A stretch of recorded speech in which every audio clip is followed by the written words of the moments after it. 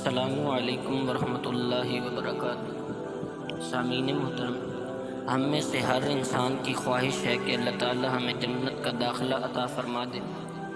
تو آئیے پیارے نبی محمد رسول اللہ صلی اللہ علیہ وآلہ وسلم کے اس فرمان پہ غور کر لیجیے، انشاءاللہ جنت کا داخلہ ہمیں مل جائے گا۔ آپ صلی اللہ علیہ وسلم نے فرمایا، صحیح البخاری اور صحیح مسلم میں روایت موجود ہے، فرمایا علیکم بالصدق فإن الصدق یہدی الی البر وإن البر یہدی الی الجنہ۔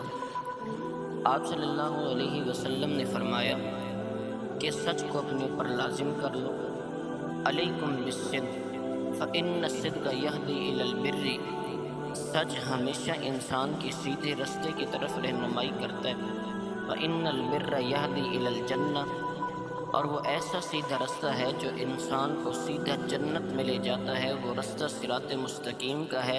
اس لیے سچ کو لازم پکڑیے۔ جس انسان نے سچ کو لازم پکڑ لیا، سچا انسان ہو گیا، اللہ تعالیٰ کے ہاں بھی وہ سچا لکھ دیا جاتا ہے، اور نبی کریم صلی اللہ علیہ وسلم نے فرمایا کہ اسے جنت میں داخل کر دیا جاتا ہے۔